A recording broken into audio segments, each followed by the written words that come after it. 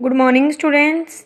जैसे previous lecture के अंदर हमने किया था kinetic energy means form of energy हम कर रहे थे।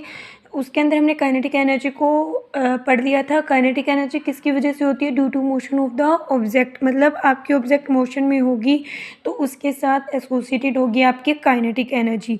आज का हमारा टॉपिक है that is the potential energy, मतलब पोटेंशियल एनर्जी क्या होती है और किसकी वजह से होती है। ठीक है, तो पोटेंशियल एनर्जी आपके ना उसकी पोजीशन की वजह से आती है, हमेशा पार्टिकल की पोजीशन की वजह से या ऑब्जेक्ट की पोजीशन। यदि आपकी कोई भी ऑब्जेक्ट है उसकी पोजीशन फिक्स्ड है या उसकी कोई पोजीशन है तो आप समझ लेना वहाँ पे एसोसिएटेड होगी उसकी पोटेंशियल एनर्जी।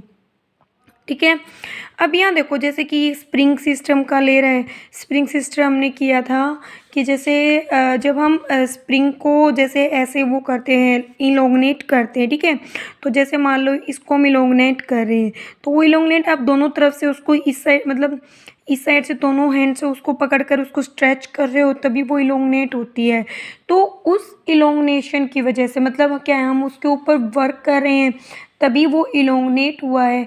तो वो जो वर्क हम कर रहे हैं वो पोटेंशियल एनर्जी की फॉर्म में वहाँ पे स्टोर हुआ है, जिसकी वजह से ऑब्जेक्ट आपकी इलोंगनेट हो जाती है।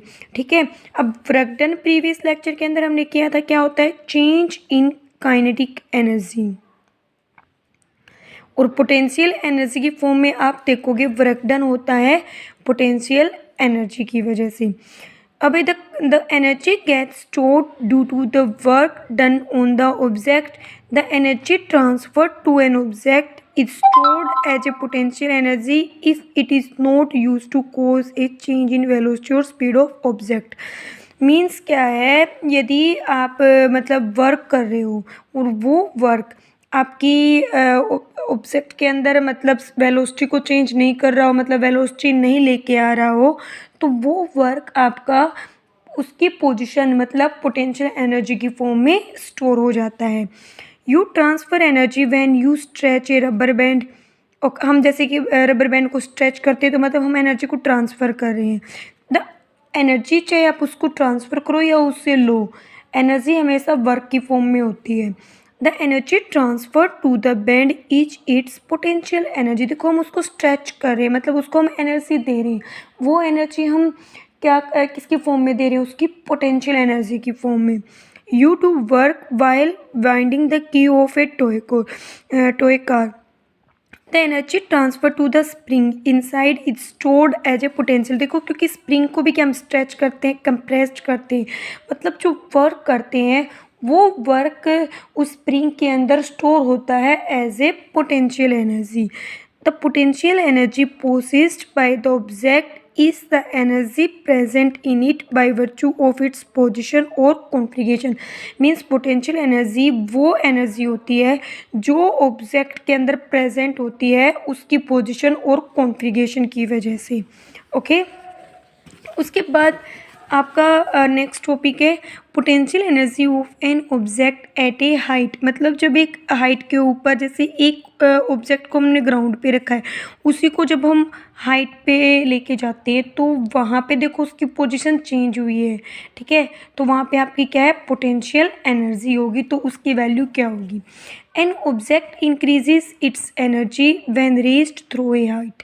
जैसे हमें इस चीज़ों का पता है, जैसे हम एक हाइट पे मेंटेन हो जाते हैं तो वहाँ उसकी एनर्जी इंक्रीज हो जाती है, बिकॉज हम जैसे देखो ये ग्राउंड है आपका, यहाँ ऑब्जेक्ट फॉल हो रही है। ठीक है, यहाँ पे ऑब्जेक्ट है, अब आप इसको ऊपर लेके जाओगे बट यहाँ पे ग्रेविटी का इफेक्ट होता है जो ऑब्जेक्ट को क्या लेगा? डाउनवर्ड डायरेक्शन में लेके आएगा। तो आप इसको ऊपर लेके जाओगे, मतलब इस पोजीशन पर लेकर आ रहे हो, तो आपको ना इस ग्रेविटी के अगेंस्ट वर्क करना पड़ेगा। और आप वर्क कर रहे हो और वर्क किसके फॉर्म में स्टोर होगा? उस ऑब्जेक्ट की एनर्जी की फॉर्म में। उस एनर्जी की वजह से क्या है, वो ऊपर जाता है। This is because work is done on it against gravity while it is being raised. The energy present in such an object is the gravitational potential energy, क्योंकि आप उसके against work कर रहे हो। The gravitational potential energy of an object at a point above the ground is defined as the work done in raising it from the ground to that point against gravity. मतलब वही चीज़ है, देखो हम इस object को ऊपर लेके जा रही हैं तो ग्रेविटेशनल पोटेंशियल एनर्जी क्या होगी, वो वर्क, मतलब हमने उतना वर्क किया है भी इस ऑब्जेक्ट को एक हाइट तक हम लेकर जा सकते हैं, और वो वर्क हमने किसके अगेंस्ट किया है, ग्रेविटी के अगेंस्ट। इट इज़, फिर हम इसके साथ एक्सप्रेशन निकालते हैं for the gravitational potential energy. Ground है, यहाँ पे हाइट मेंटेन होगी h height. Consider an object of mass m, let it be raise through a height h from the ground, a force is required, क्योंकि अब work हो रहा है तो वर्क के लिए हमें क्या है, फोर्स की जरूरत होती है। अब यहाँ पे देखो फोर्स कौन सा रिस्पॉन्सिबल है, ग्रेविटी की वजह से, वो फोर्स आपका कौन सा है, mg। A force is required, the minimum force required to raise the object is equal to the weight of the object, क्योंकि जितना ऑब्जेक्ट का वेट होगा कम से कम हमें उतना तो उसके ऊपर फोर्स लगाना ही पड़ेगा, तो that is the mg। The object gains the energy equal to work done on it, तो वर्क डन आपको पता है फोर्स इंटू में डिस्प्लेसमेंट, फोर्स कितना आपका mg और डिस्प्लेसमेंट कितना है hd, तो mgh आपकी क्या है, gravitational potential energy. Since work done on object is equal to mgh, energy equal to mgh is gained by the object, और ये उसकी क्या हो जाएगी, पोटेंशियल एनर्जी। अब यहाँ देखो जैसे a से b पे जा रहे हैं, पाथ कितना है, h है, तो इसकी हाइट कितनी होगी, वर्क डन कितना होगा, mgh है। अब वर्क डन है, पाथ के ऊपर डिपेंड नहीं करता।